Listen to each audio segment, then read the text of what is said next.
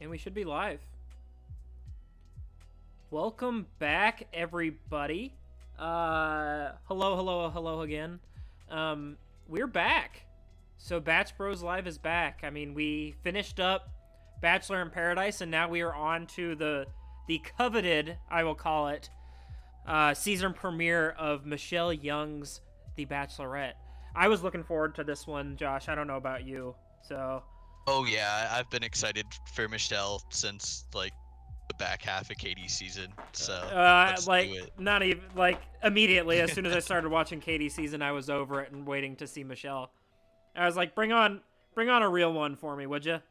So, but not to take away from Katie, but I mean, come on, Michelle is great, and from what I could see in the show today, even or earlier this week. Take a sip of that beer. Yeah, and actually, before we even get started, I think you owe the people some payoff here. What do you mean? Last time we were on, just you and me, we were talking about love languages, and I heard you took a test afterwards. Oh, let's see. I don't even remember what I was. I gotta scroll up. I feel like most people just know this, but yeah, I have no idea. Did I put it in my normal channel? Don't know you, and are hoping to court you. Oh, here you go. Quality time 33% and physical touch 30% with words of affirmation at 23%. Distant fourth is acts of services at 10% and receiving gifts is 3%. And there's Odin. There we go. But yeah, so ladies, hit him up. You know how to woo him now.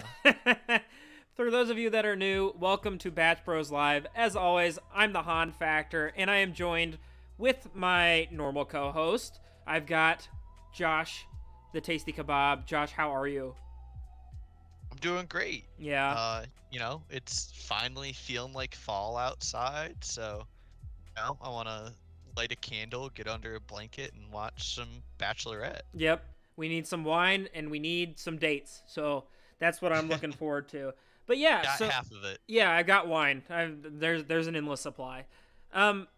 So we did a draft for those of you that haven't seen it. The leaderboard you see is at zeros, and I tweeted out the scores earlier this week, but I'll update that at the end of the episode here today too. But Josh, should we just get into the episode, the premiere? Yeah, let's go. Right. Yeah, so we get a great a reminder of who Michelle, our new Bachelorette, is. So we get a peek into her life in Minnesota. She is a teacher. She teaches 5th grade, it looks like. And the kids give some great one-liners right there at the beginning where they're like, how many boys will you be dating? And she said, well, about 30. And then one of them's like, well, you got to do what you got to do. Yep. So speaking the truth. So some very acutely aware 5th graders that are in her class is what I would say. And we see Michelle talking a lot about her parents and how she wants a love like theirs and how she wants to make sure that she can find somebody that loves and respects her the way that what she was raised in, the household that she had. So yeah, and honestly, they were so cute. I was just like, damn, they're goals right there. That's they got some true love. Yeah, I mean, even they call each other soulmates and everything. I was like, oh damn, you can't really beat that. So making each other cry on camera too. Yeah, I was gonna say there's just too much powerful love there.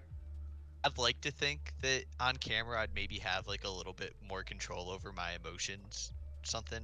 Not even. So no, maybe not, but just to still be pushed to that point, just it says something about what's going on there. Yep. So, we get a little bit of Michelle, and then it just kind of cuts into for a couple of the guys, we get to see clips of them at their hometown and why they chose to be on The Bachelorette. And the first person up was Chris. So Chris is the guy from New Orleans. We thought that he was going to be Chris G or Chris S. It's the younger one.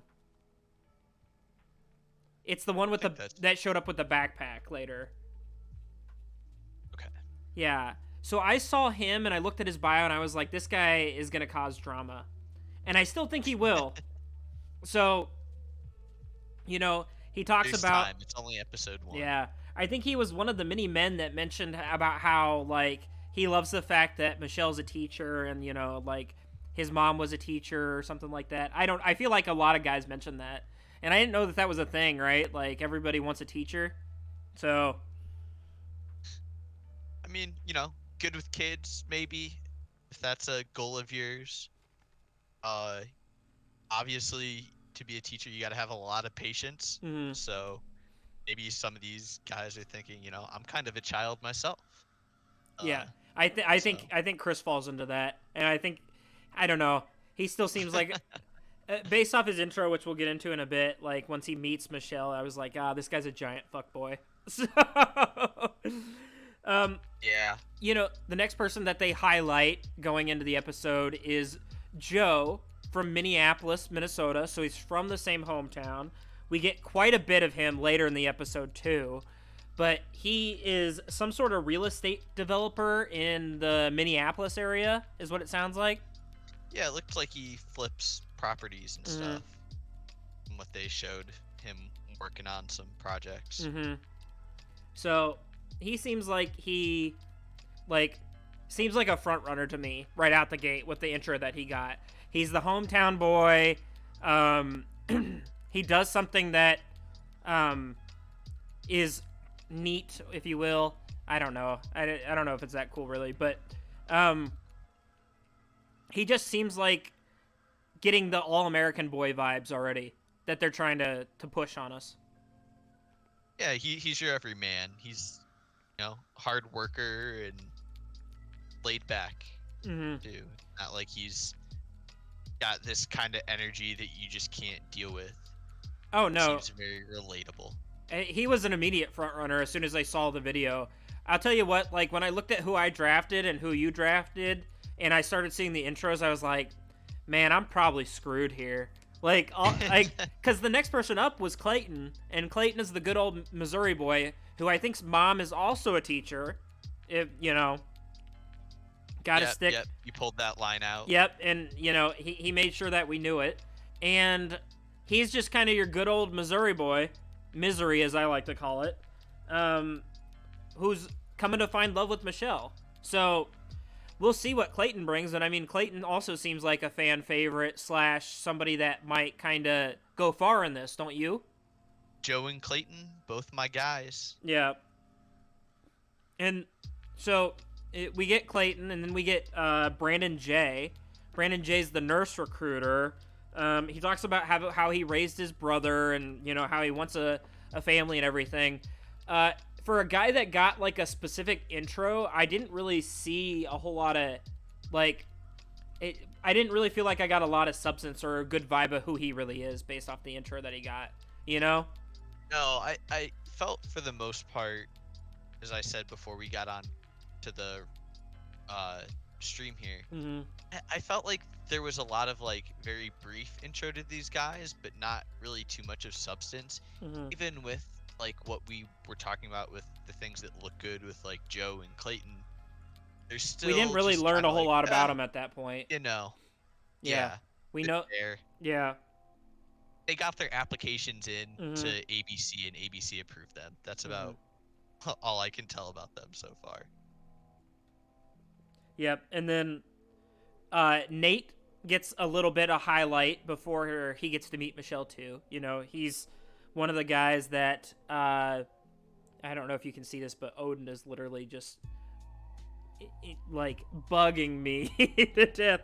But yeah, no Problem to have. Nate seemed like somebody that I'm gonna like immediately too. Like, he seems like a very nice, genuine guy, and the more that we saw of him in the episode, I was like, yeah, absolutely. Well, and immediately too, when we saw Nate on camera, I was like, oh shoot, nobody took him. He looks a lot better here than he did in his profile. Mm-hmm. Attractive why, and then the vibes he gave off, he seemed like he was a fine person too. Mm-hmm. So yeah, felt like that's probably a combo that maybe we wish we had instead of letting him go to the reject pile. Oh, I wish I would have drafted Nate 100%. I had strongly considered it. I don't know who, like... I mean, I think you could tell based off the draft, the first person I planned on picking was Joe. And so when I didn't get Joe, I was a little, like, eh. So then I started looking at who I got, and I was like, man, like, I don't know that I'm really happy with the way that... I had some hope for some of the guys that I picked, like Romeo and Leroy, but I just really don't think they're not gonna do it, you know? They're not gonna do the damn thing like we need them to do it. But, yeah. So... Speak for yourself.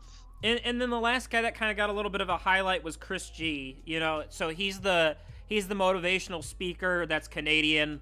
I don't remember what part of Canada he's from, but you know, the frozen north. And I want to say is Halifax. I think that sounds right to me. And he seems very nice. I was not super like excited by him. He didn't light my soul on fire when I saw him on the camera. I don't know about you. So. Yeah, maybe it's a personal thing too, but like the whole motivational speaker thing, like. Can all you think of is Carl? Oh, geez, yeah. I'm just like, okay, you know, maybe you're coming at this with a good intention, but like that's such a weird, hard hustle. I don't know how much your heart's actually into that as much as it is maybe just getting discovered.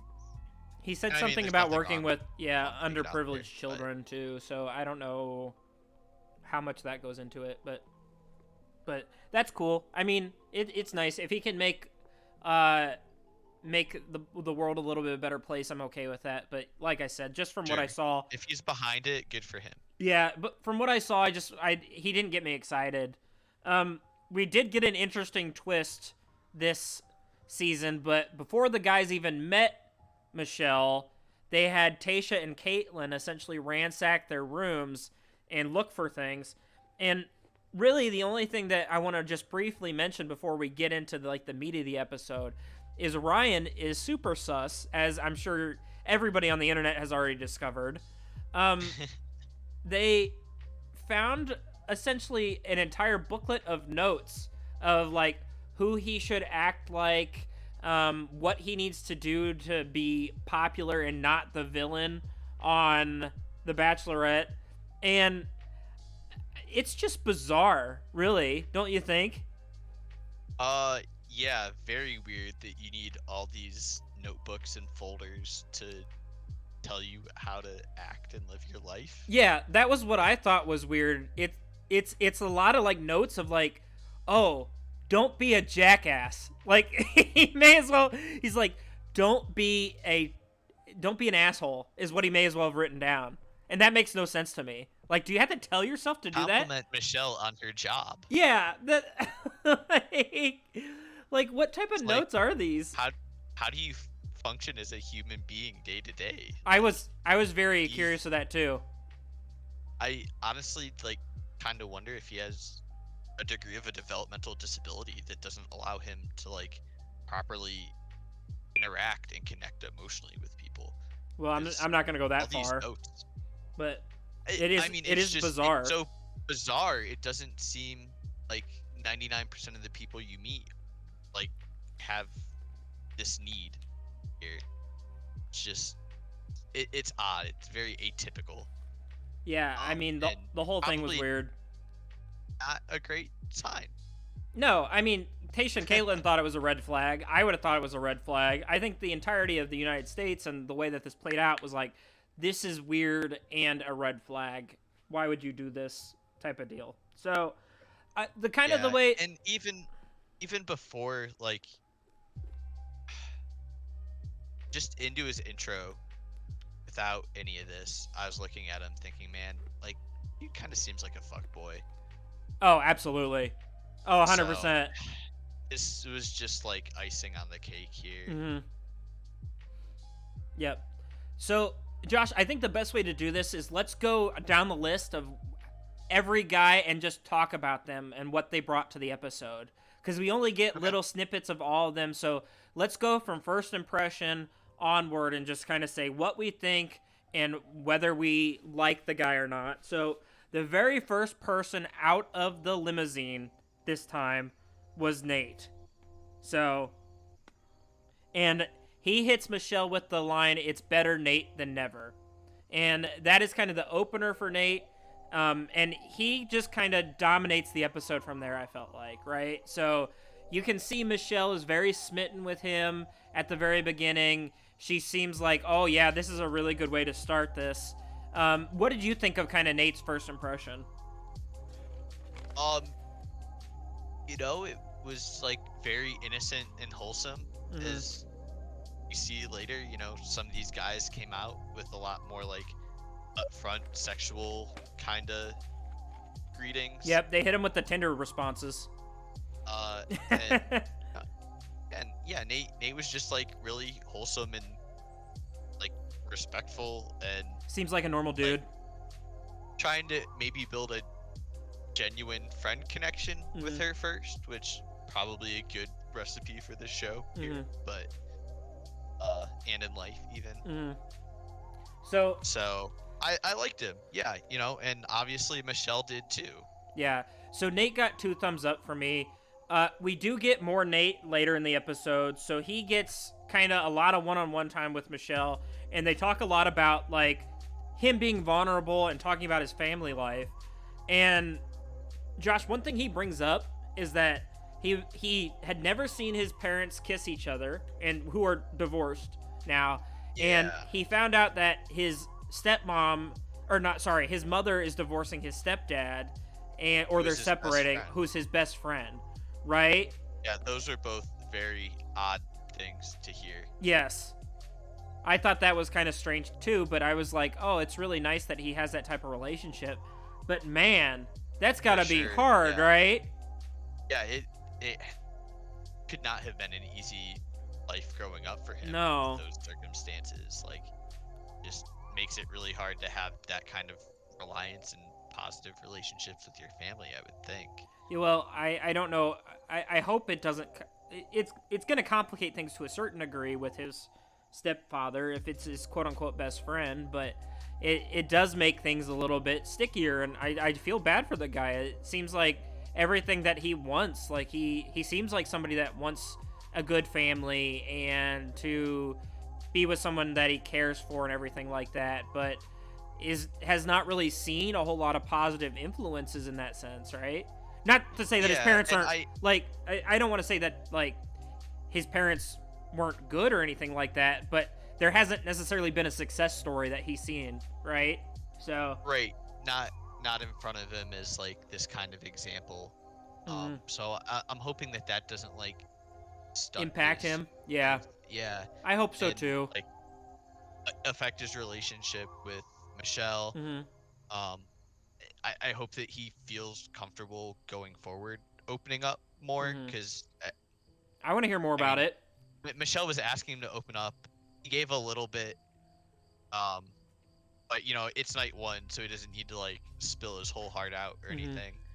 And then I'll be really curious to hear about his relationship history too, because if he has like troubles being has this affected him, right? Yeah. I mean, I hope not.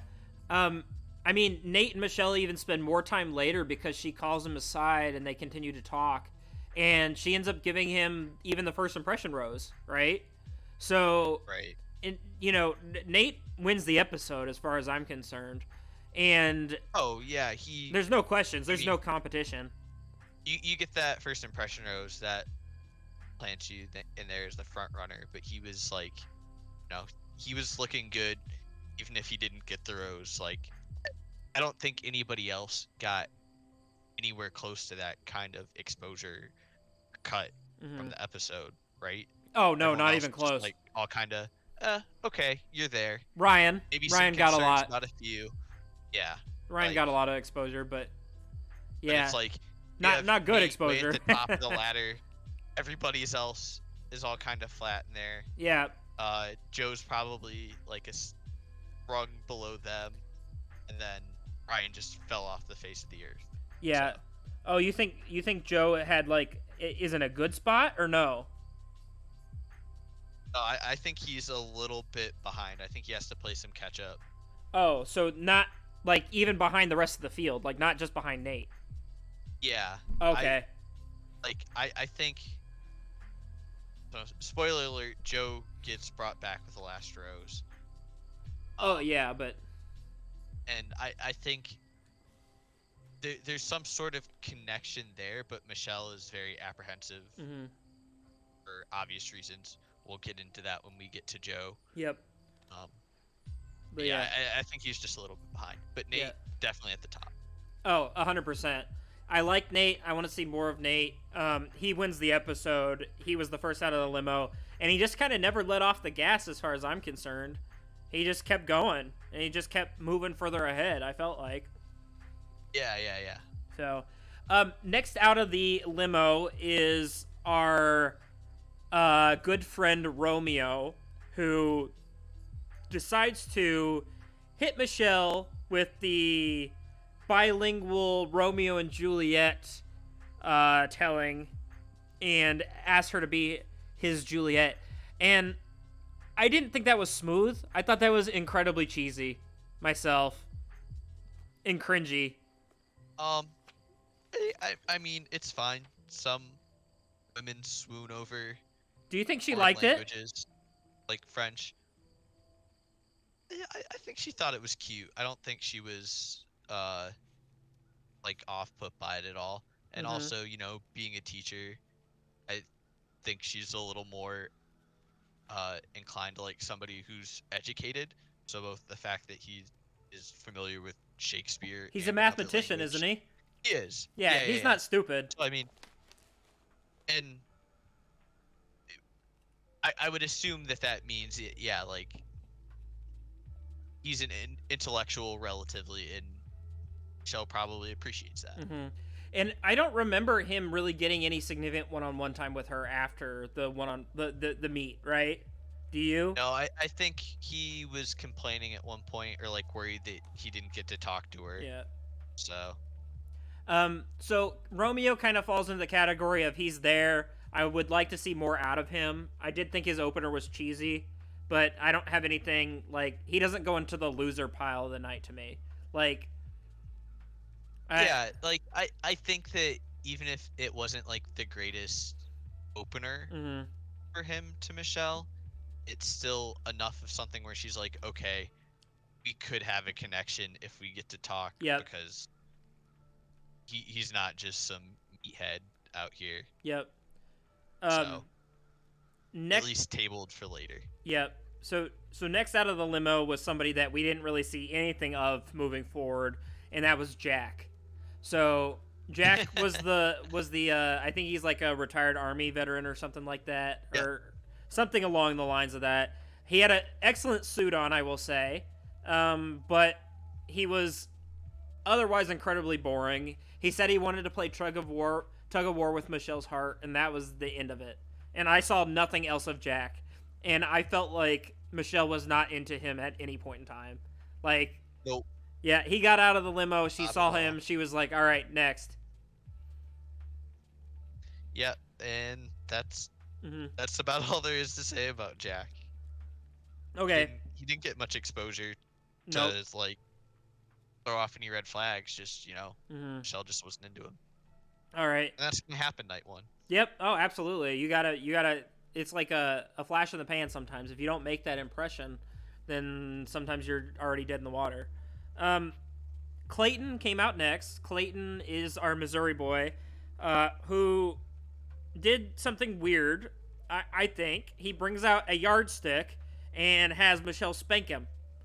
I get that he thinks that it's kind of playful, but I don't know. I didn't hate it. I didn't love it. Yeah, he, it was weird.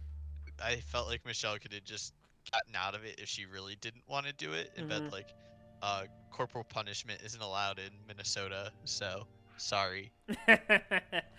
Yeah, no, I mean, I think it's fine. Like, it just was kind of a weird, like, who was like, you know what? You know what would be a clever idea? I'm going to have this woman I don't know spank me on national television the first time I meet her. Hey, That's fun and different playful. strokes for different folks. Yeah. And I mean, honestly, like it's something that's kind of like goofy and silly a little bit still too.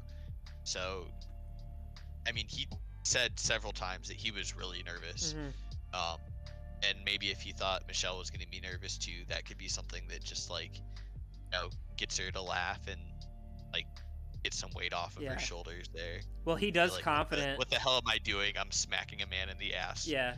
With this yardstick. He does comment on it repeatedly. He was like, I'm so nervous, and she is just so, like, confident about everything, it seems like. She does give off an air that you can tell. I mean, she just seems very confident in the way that she carries herself. In every conversation she has, I'm just like, damn, she is a badass. So... Well, and like as the episode went on too, we saw Michelle have to think on her feet and stuff. Mhm. And I was looking at the Reddit while I was watching the episode, and somebody made the comment that described it perfectly. I thought it's big teacher energy. Like she just, she knows how to adapt and figure things out. That's the BTE. Good trait to have, and it's attractive. So, next out of the limo, Josh, was Jamie. What did you think of him? So Jamie was another one of our guys that we didn't select. He was somebody that seemed like he was gonna get booted first episode to me, at first, until she started talking about him. Yeah, and I thought he made a pretty good impression on her. I thought so too. So, it's another one where I'm like, damn, I guess we screwed up. So much you can make out of like somebody's prospects just off of a picture and a little bit about them. Yeah, I mean, sometimes I feel like you can tell, but even then, he definitely made an impression on Michelle. He's definitely quite a bit older than her too, I think. He's 32, so he's not that much older. Okay. Tanner. No, that's compared not to some of these other guys. No, but there are a couple older guys in the group.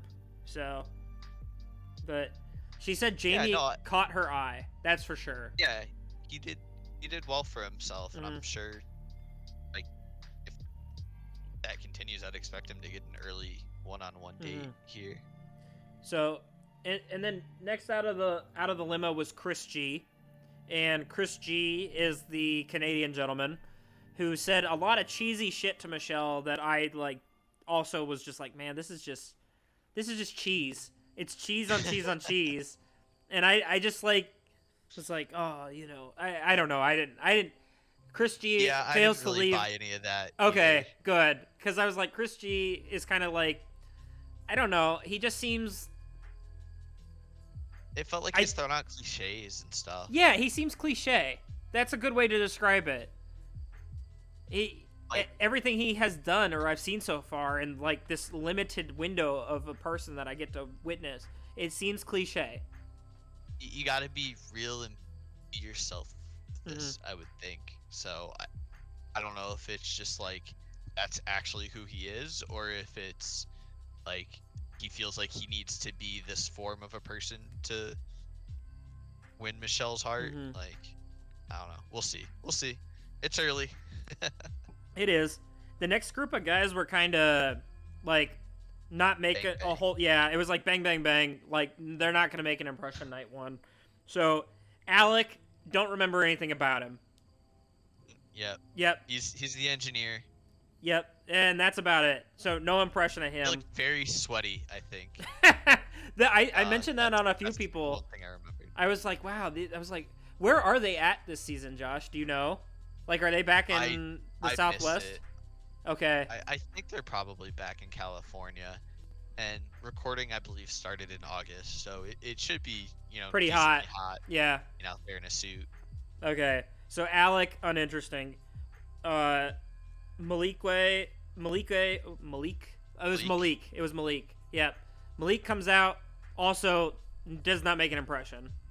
So. Yeah, which it says he's an academic administrator, so I would have expected him to maybe try to bond with her over that, but yep, just he was there, and then that's all we saw. Yep, we get a pretty little much. bit more multilingual action next with Will. Will comes out. He gets a little bit of screen time, I feel like.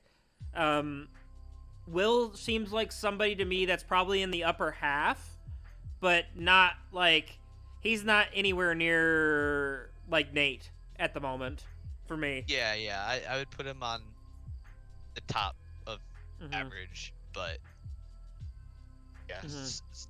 didn't really do much to differentiate Yeah. himself. And then Pardeep and Alameda come out, and I both put pass on both of them too, because I feel like neither of them really made an impression at all, and we didn't really see much of them this episode either. Yeah, there's basically nothing out of either of them. I kept waiting for one of them to go up and talk to her, Or get we didn't get anything. to see. We really don't get Yeah, a we whole just lot of. got to see him at the rose ceremony, but Yeah, that was it. we really do not get a whole lot of. Like, we get just a brief window of every person this episode. I don't know if it's felt like this previously, but I felt like I at least knew a little bit more about everyone by the end of the first episode. And I didn't feel that way at all. I feel like I know very little even about, like, I know enough about Nate, I feel like, and I know enough about Joe, kind of. Everybody else is just like, may as well be a mystery still, you know?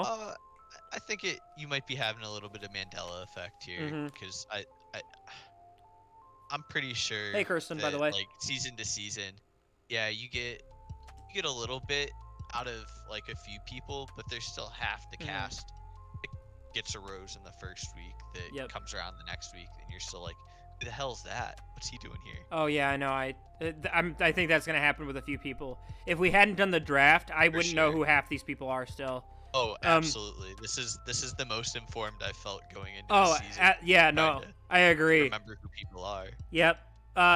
Next person comes on a school bus. That's Chris S. He's the gentleman from Louisiana. We did get a snippet of him in the beginning. He has possibly the most fuckboy thing you could tell someone, where he was like, I hope you give me an A so I can later give you the D. And Ugh. I, like, I don't think Michelle was into it. Do you? I don't think she enjoyed that comment. Oh, that was. He was from California, not from. No, he lives in Los Louisiana. Angeles now. He's from Louisiana. I thought the guy from Louisiana tried to give her beads. There was another guy from Louisiana. His name's Okay. Brandon. Yeah. Okay. Can't keep track of it. Mm-hmm. Yep. So Alright. no, Yeah, you're okay. Another fuckboy move here, where it's just like, that's weird, you know. Yep. And it only kind of gets stranger. I feel bad for the next guy. So, I mean, Chris S., other than just, like, giving large fuckboy energy, I didn't feel like he made a whole lot of another impression. I think he'll probably be around for a couple episodes, because I think he probably is going to bring some drama. Don't you? Yeah, I kind of got that Mm-hmm. that vibe from him. He's very pretty, but He seems yeah, like, not sure that he's gonna have a connection. yeah. The next person I felt kind of bad for, because I guess he broke his leg, but I don't know why he thought it would be a good idea to show up with a pimp cane. That was Garrett. I don't know that we saw anything other than Garrett having a pimp cane for no, like, I think he would have After been. He walked away with the cane. That was about the last of it. Yep, he may as well just kept walking.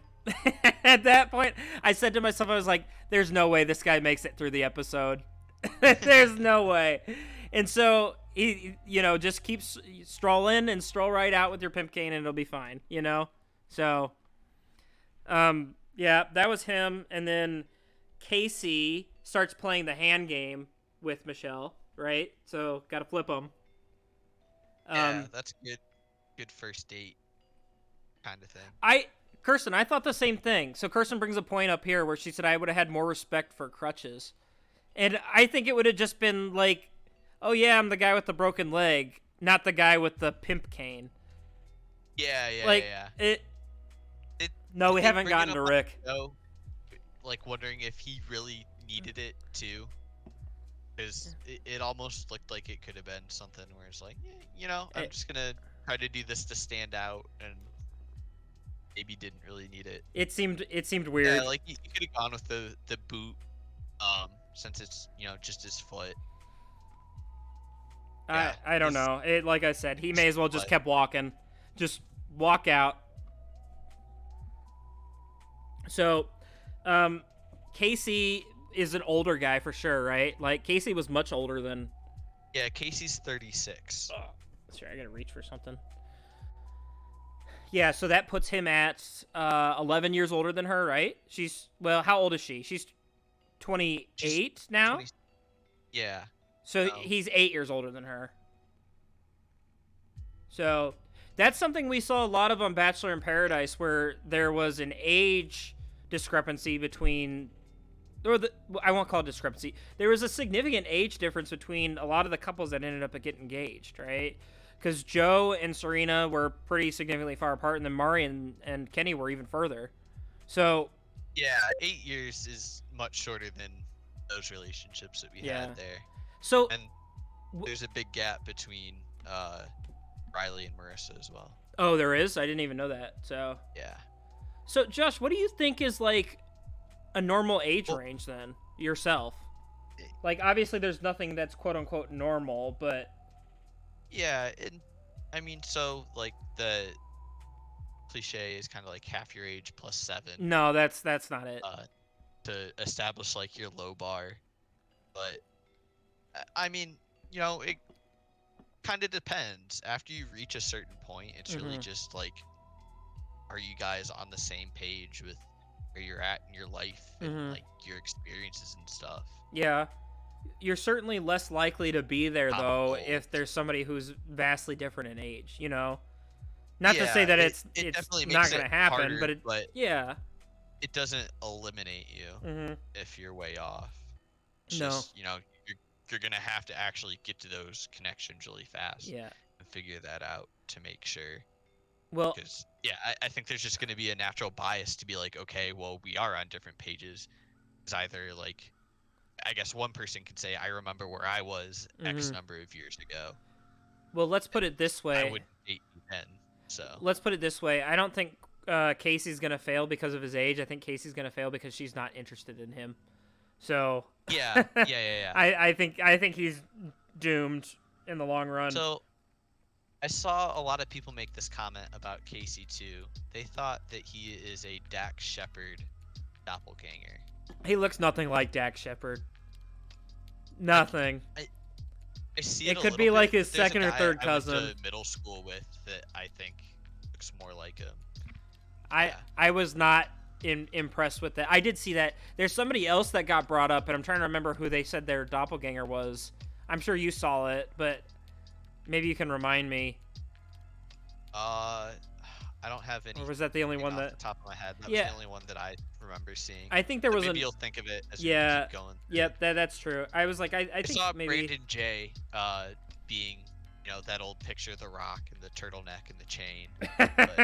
But that's funny. That's all I can think of. I'm trying to. Yeah, no, that was them. Next up was Brandon K, not Brandon J. So the lesser known Brandon, and Brandon K is the guy with the beads from New Orleans. Okay. Who also hits with a line of, you gotta show me your. You gotta earn these ones. Makes the hand motion of boobs. And then says heart. Yeah. Yeah, real smooth. Another thing that he thought was gonna be much smoother than it ended up being. Certainly. That poor guy. He thought how long do you think it took him to come up with that? Like, he was certainly thinking about this for a while, only to come up with the worst idea, stick with it, and get absolutely shot down.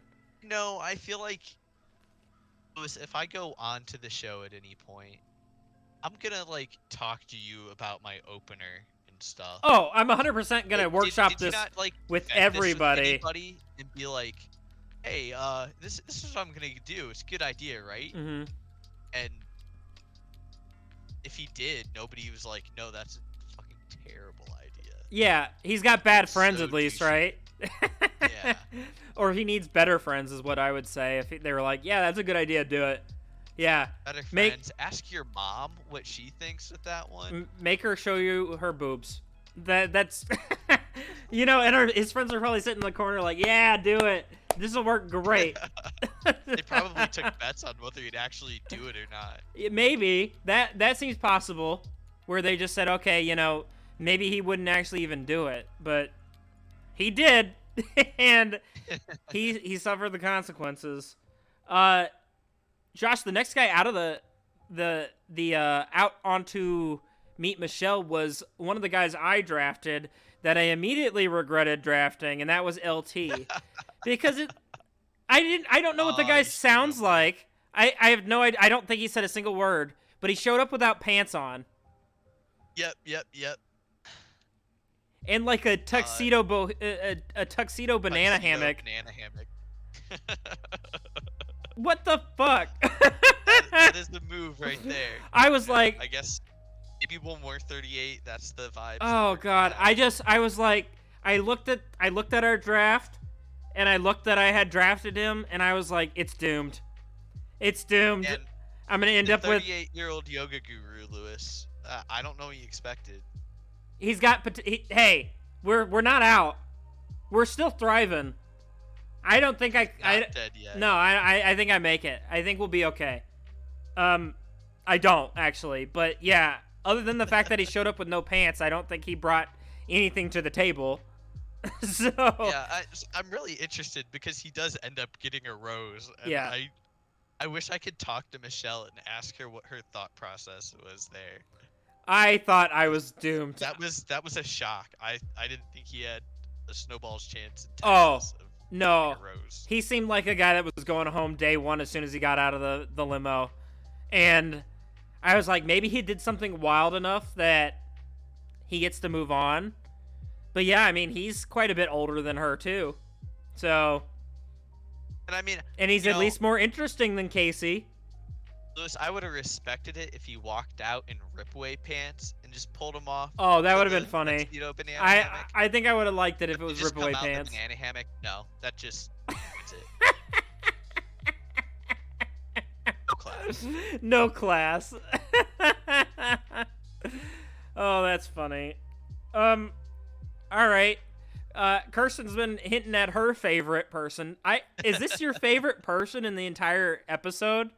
It's Rick, the gentleman that came out as essentially a head of lettuce under a platter. That's what I want to know. If you're still there, Kirsten, I mean, is he genuinely your favorite person? That's what I want to know. Josh, what did you think of Rick?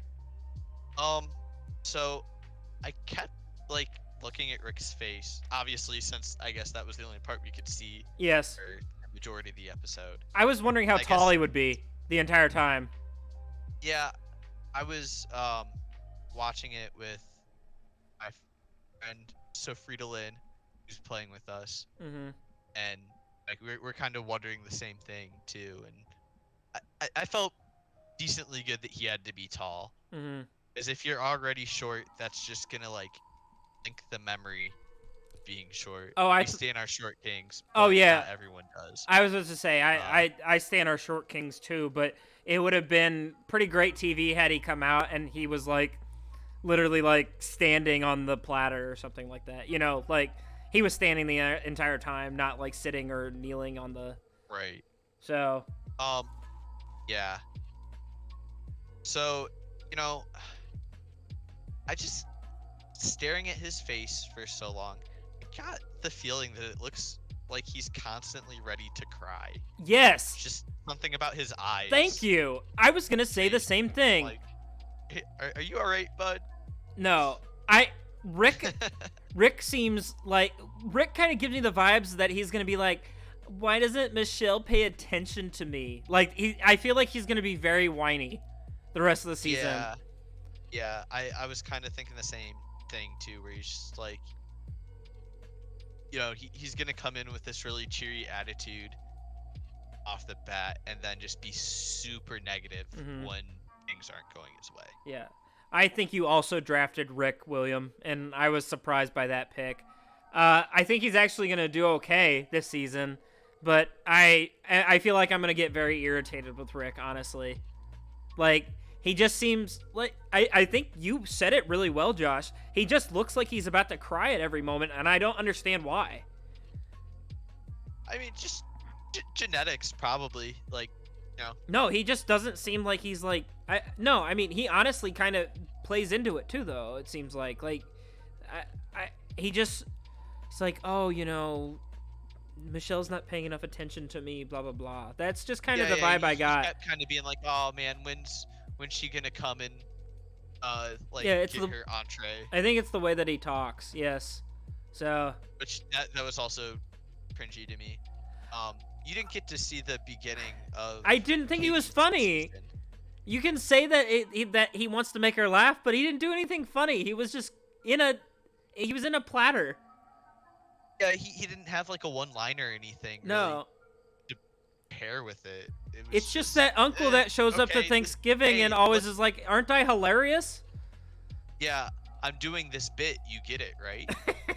Like, no, you gotta do more. It's okay. It's okay that you liked him. I don't want to disparage you from that, but I just was very like, I'm not Team Rick. I think I decided I'm not Team Rick. So yeah, I felt like he was kind of just sitting there and was kind of gonna like wallow in his misery until I think a couple of the other guys probably suggested, "Hey man, do you want us to wheel you over to her?" Weird. He could have just. I would have just gotten out. Yeah. Yeah. He did. I'll give him credit. He committed to that bit. He was like, "I'm gonna be in this until at the absolute last moment." Well, and so I think he should have gotten a kiss from Michelle while in the while in the table. That would have been great, really. He should have asked her to like put the strawberry in his mouth and then have her take a bite. Yeah. I think like that would have been the play there, but whatever. I was gonna say you didn't get to see this, but at the beginning of Katie's season, James came in a box, which I hate that phrasing. And he was just in that box like all night until the very end. Finally, Katie opened it up. So it was a weird play, and it was again like, man, dude, you could have gotten out, but he stayed in there and he made it. He was in the box the entire night, like didn't talk to her. Love in that season. So yeah. He was like, when he was introduced, he just talked through the box.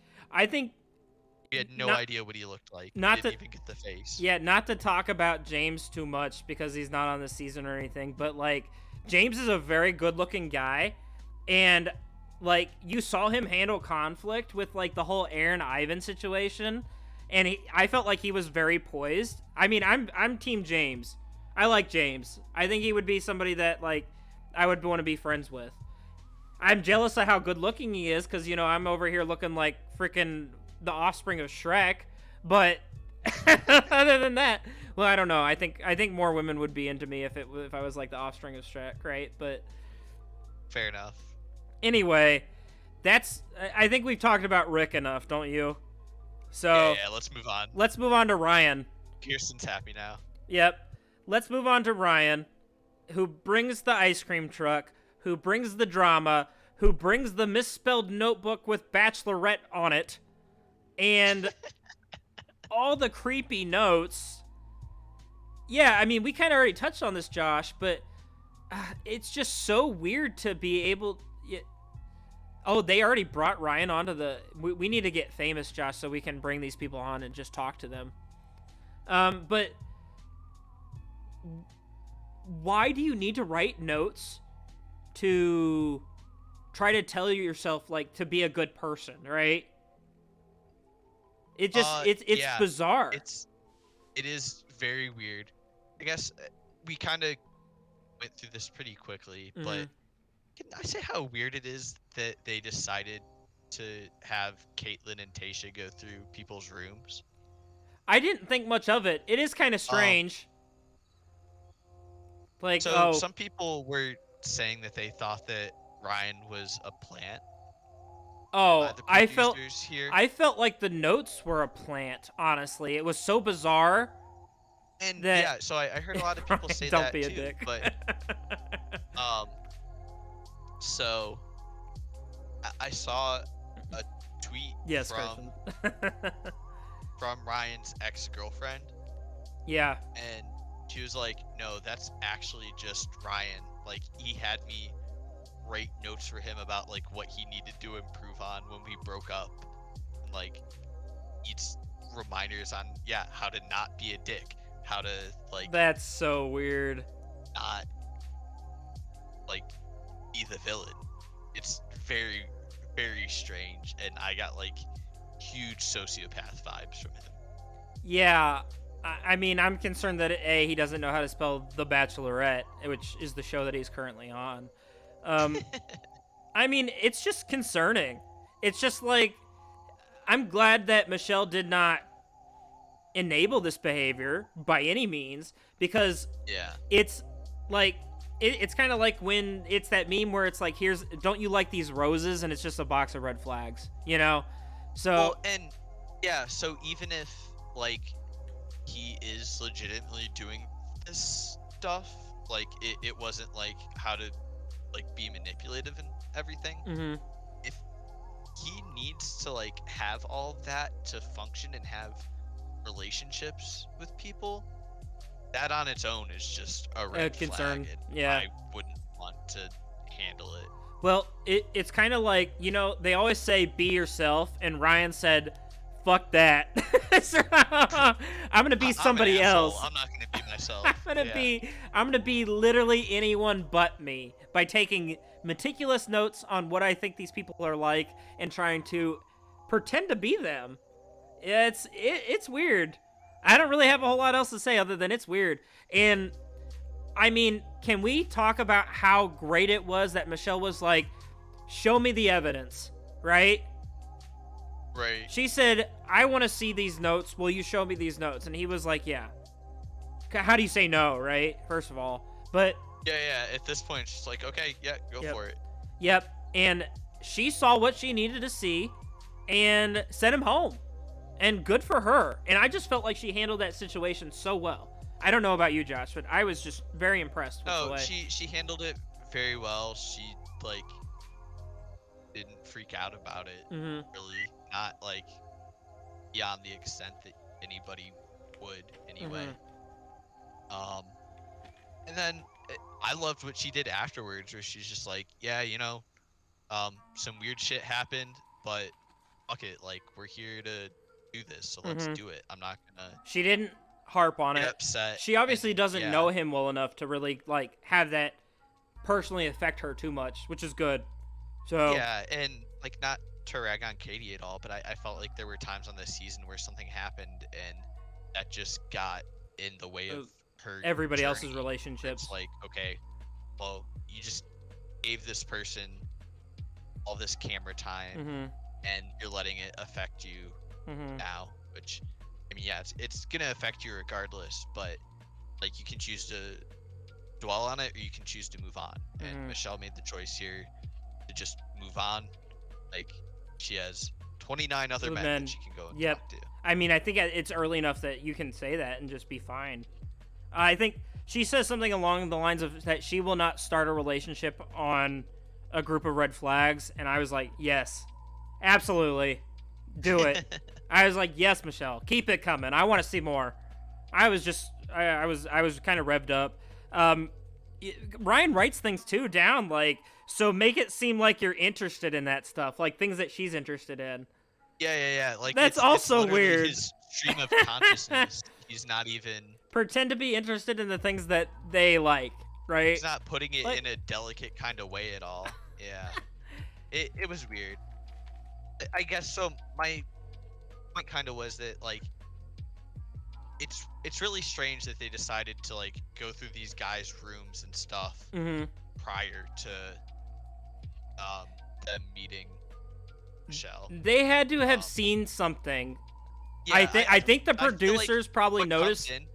Yeah, I was thinking when they come into the hotel, check in and everything, the producers probably have to go through their stuff to make sure there's no like contraband or any like Anything hidden weird. phones or, Yeah. yeah, stuff they're not supposed to have Sure. I in there, think and so they probably too. found it and they're like, oh well, We're gonna do okay, something fun. we can't just let this sit back there the whole time. I don't Let's think. put this out. Yeah, I don't think they just happened to like. I don't think Tasha and Caitlin just happened to find that. But also, it's curious because how hard did they have to look to find it? Right? Did they tell them? I have questions about this, right? Because it's like, did they tell them, hey, Ryan has something weird in his room. We want you to find it and look through it, or was it already laying out? Looking for. Right? Are they going through Ryan's dirty underwear to find this buried? Well, and so that was kind of the problem I have with it, because it's like, well, if this was like Jesse Palmer going through like women's suitcase, yeah, that's a little weird too. That's problematic, right? Mm-hmm. I'd be very surprised if we see that on the season of The Bachelor upcoming. No, I mean, I certainly have questions about like how the notebook and notes came to be versus, like I said, they didn't just stumble in the room and be like, oh, look at this, Yeah. So, I mean, Such it's a a weird question. situation. Ryan, seemed like he was doing a good job of charming Michelle prior to that, but, All right. seemed like he probably got was coming to him. I don't have anything else to say on this. I'm ready to move on when you are. That's okay. Let's go to Rodney, the gentleman that showed up in a red apple and said that he was a Granny Smith. The only green apple that I know. I don't know about you. Lewis, I wanted to ask you, what kind of apple are you? I would have said I'm a Granny Smith. Not by name, but they're a little tart. Granny Smith as well. Yeah, they're a little tart. They're the best apple. Absolutely. If I'm gonna eat an apple, I'm gonna eat a Granny Smith. So I think it was a good choice. He just should have picked anything that wasn't red. Just don't show up in a red apple costume. Michelle's listing all these apples too that he could have gone with instead. Like, wow, you know a lot about apples. I know. I was surprised too. I was like, I didn't know that. Don't be dissing Honeycrisp. No, I like my apples a little bit tart, and I try to emulate that. So I am not a Honeycrisp myself, and evidently neither was Rodney. Rodney seems fun. Rodney seems like a nice guy. I don't really have a great idea of what he's gonna bring to the table this season, but yeah, I'm not so sure that there's long-term prospects there, but she seems like she likes him enough where she wants to keep him around. I also this reminds me, some point early on into the episode, you tweeted out that you were gonna take Nate for the first impression rose. Oh, I was calling it immediately. It was about at this time. Maybe a little bit later, because I was like, you know what? I think I'm gonna take Rodney. I thought he was funny. Oh, really? The apple suit. And I thought Michelle liked it. No. It didn't register with me when he said it initially that he was a Granny Smith. It wasn't until it didn't make any sense. Michelle pointed it out, brought it back up when they got to talk again. It's just like, that's cool. Also, gala apples are dope. All right, so the Pizzapreneur came out next, and this man is a fucking psychopath. That is all. I'm just gonna toss this dough onto the roadway and keep walking. That man deserves to be in prison.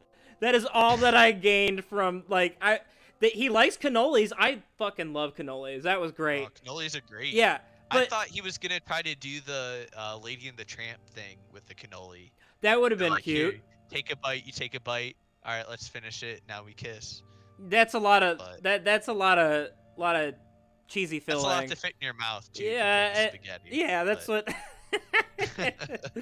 But Peter is a psychopath, and he is going to end in jail by the end of the season. I feel like I feel like he doesn't get sent home by Michelle. He just ends up in prison.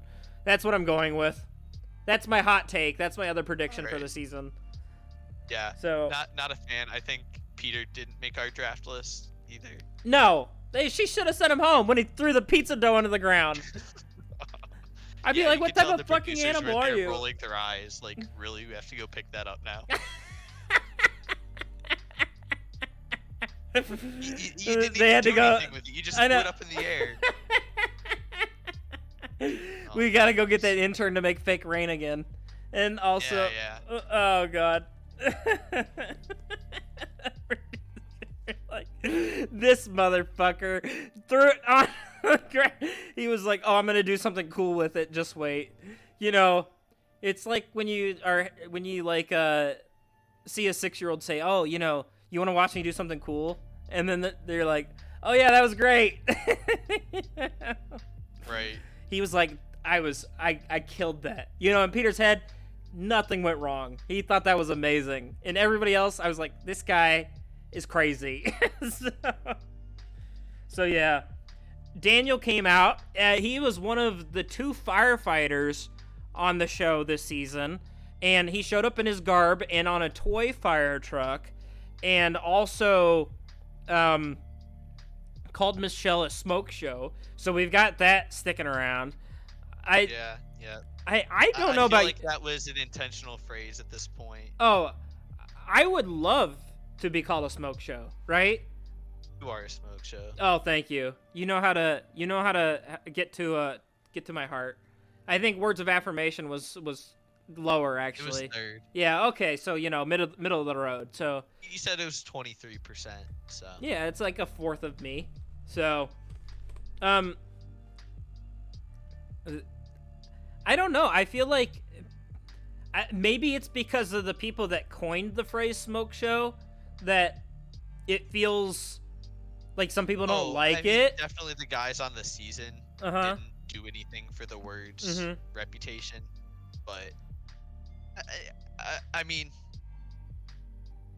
I don't think it's something I'm just gonna pull out when I'm complimenting a woman. No.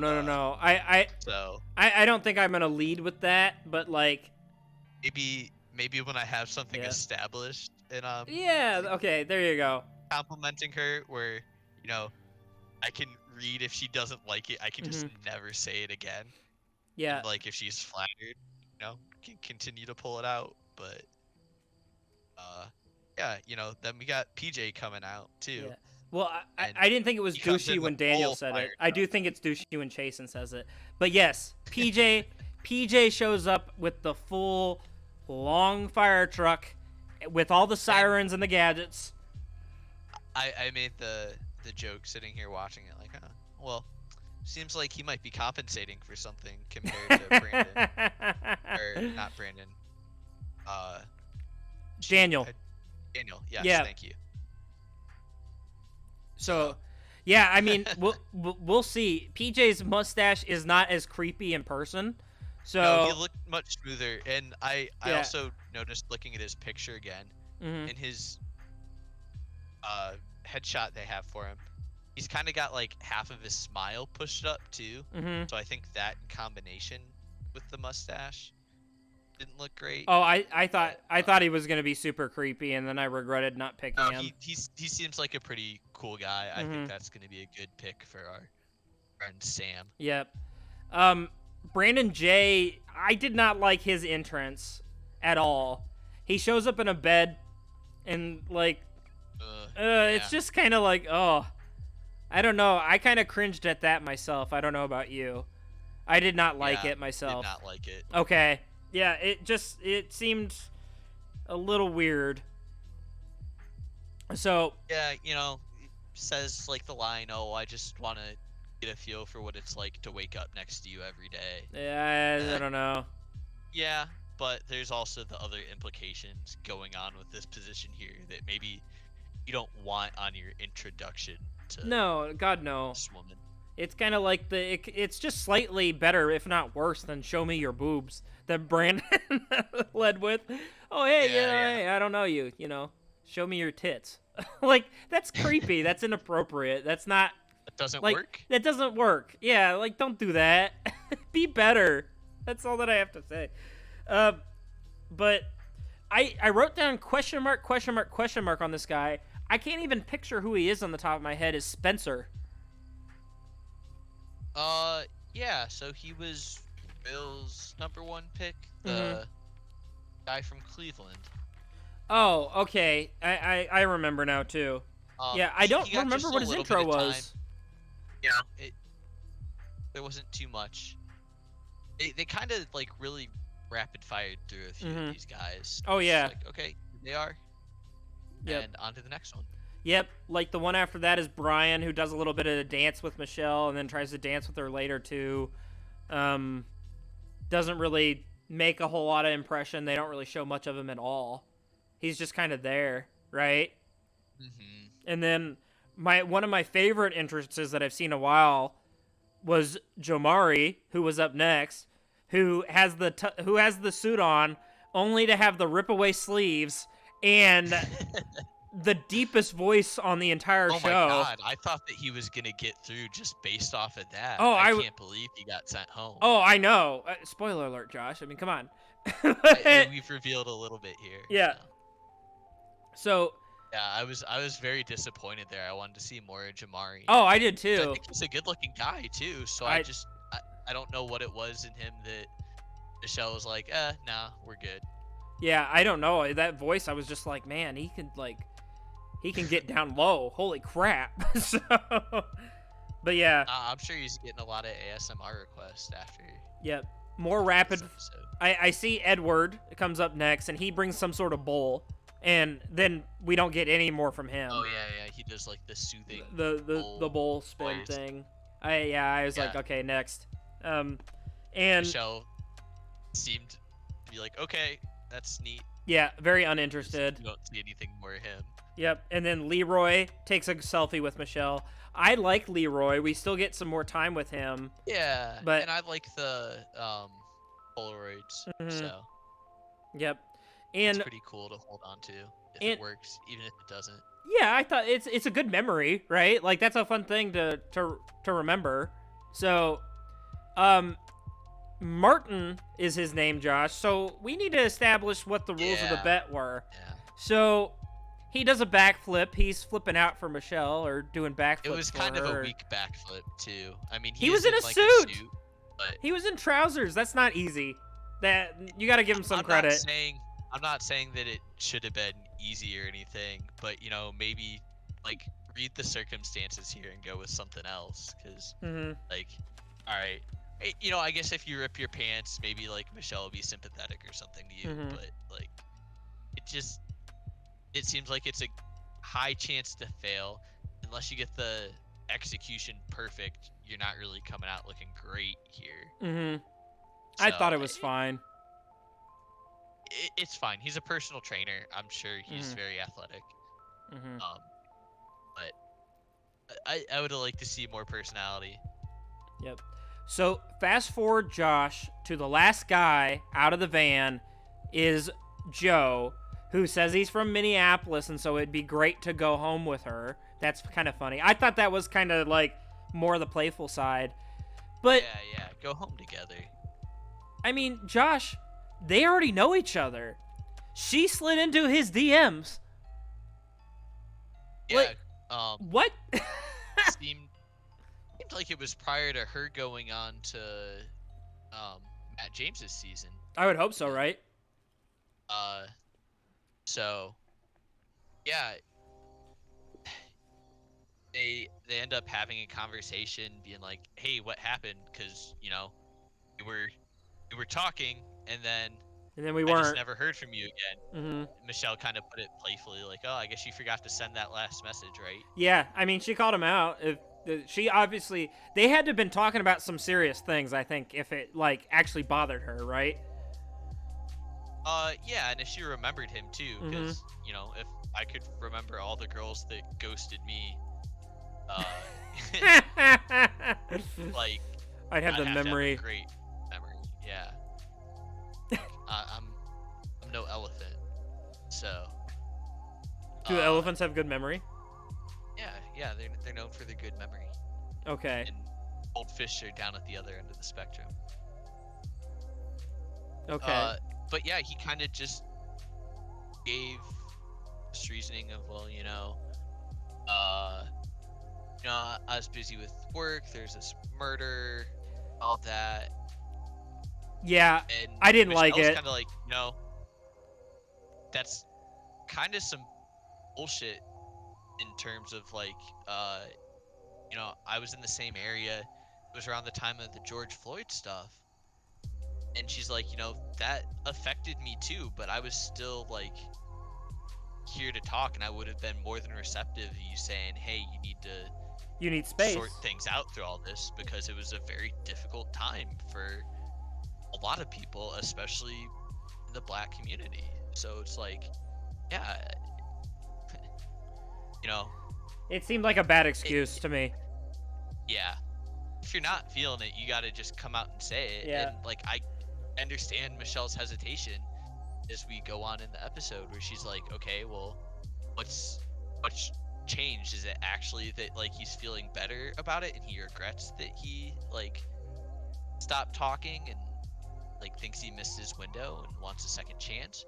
Or is it just like now Michelle's sitting here in this position of like fame and power and he wants a slice of it, and that's why he's here? I mean, I'm starting to think maybe the latter. I want to see more of Joe, certainly, and kind of see, but I was not convinced that it was just an opportunity. Yeah, because, I drafted him, full disclosure. So I kept rooting for him to get through just because, I want my points and I don't care about love in that aspect. But anything for the points. Oh, yeah. I'll whore myself out for those points. But, yeah, like, I had this overwhelming, nagging urge in my head that was just like, I don't trust this guy. It seems like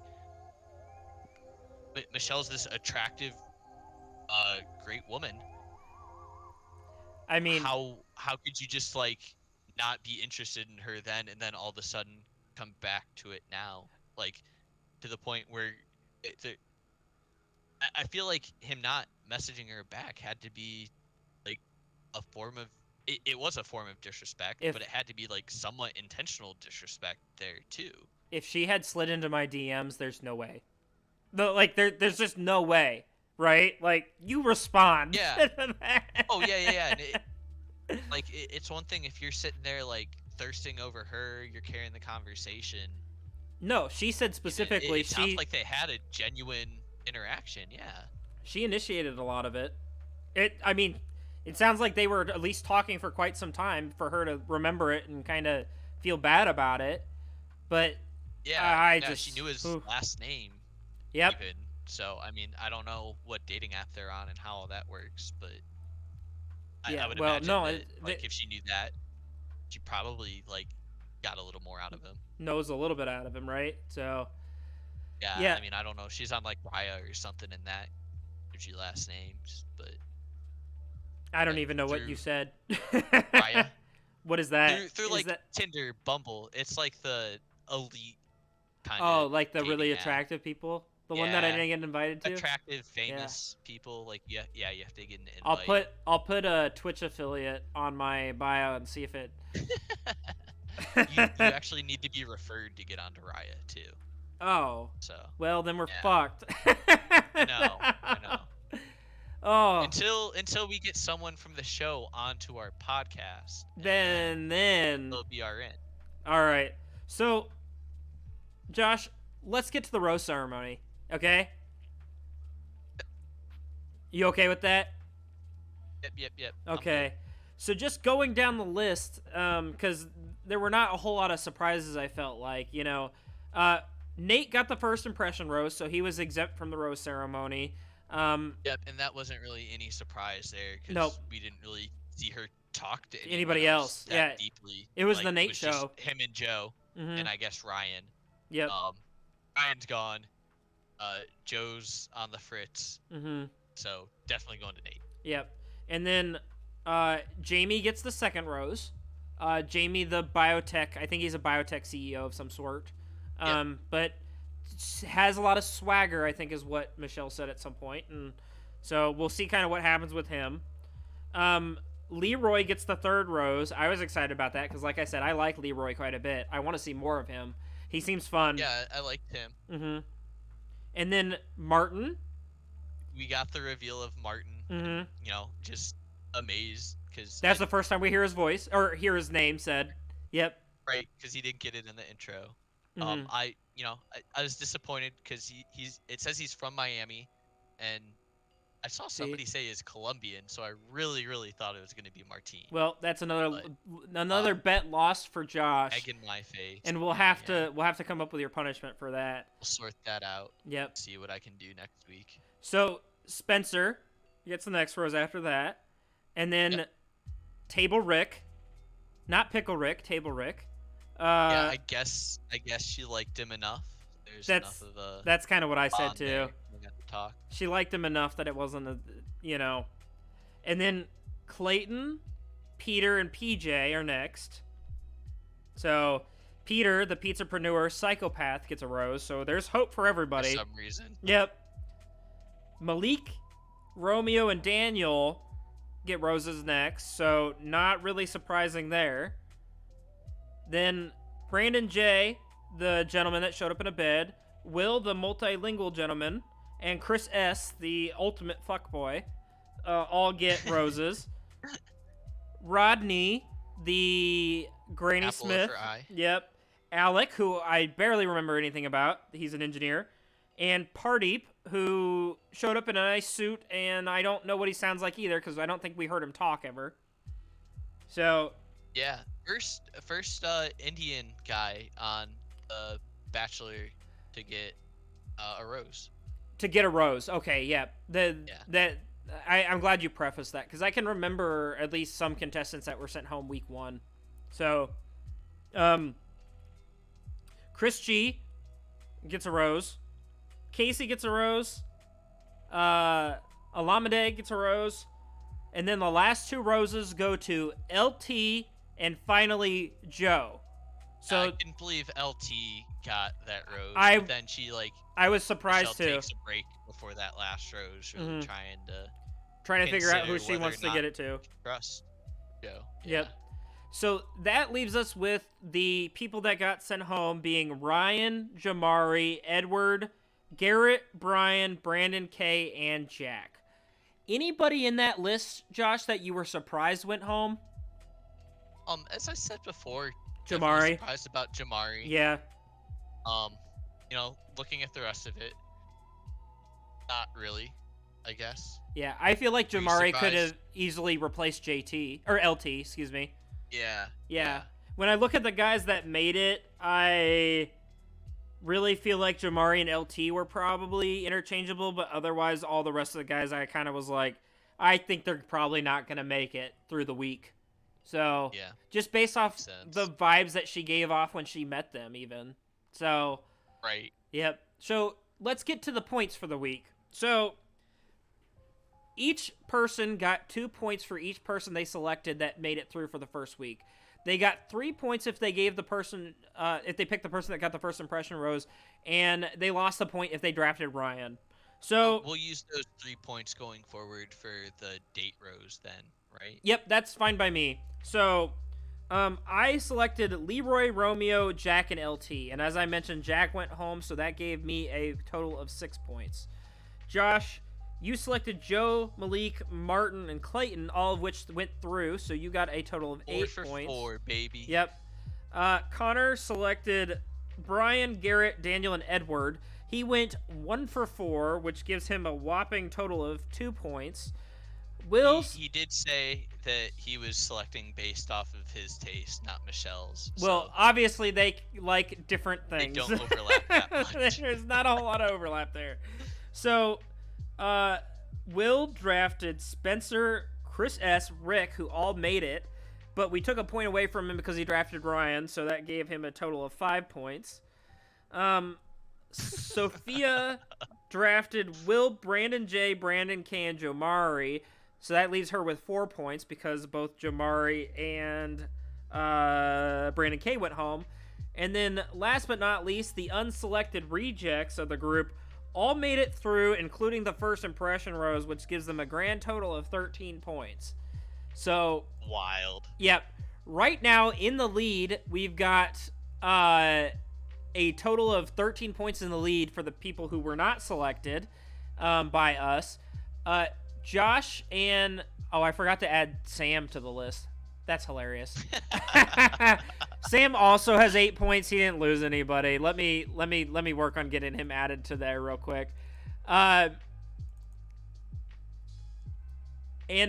Connor is currently in dead last with a total of 2, but just barely in front, barely behind Sophia, really. So Shifty has 8. There we go. Oh, let's move that up. All right, there we go. The entire leaderboard is up on there, so you can see the points for the week. Will seems a little bit upset in the comments here. This is some bullshit, and I cannot help but feel targeted. Will, everything's fair in love and war, and currently you're in front of 2 people, so congratulations, you did that much. And I think you've got a better draft than me because I've still got LT.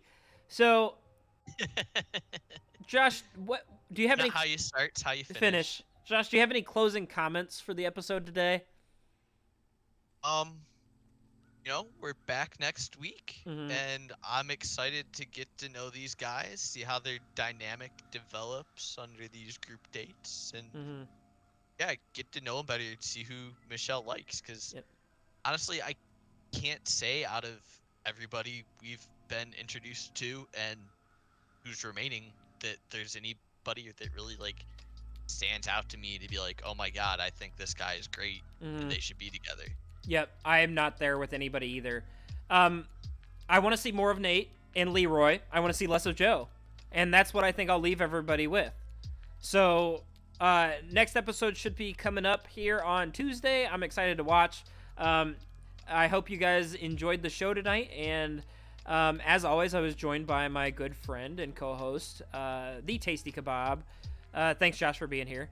And have a good night, y'all. And I was the Han Factor, so I'll say bye to you guys later.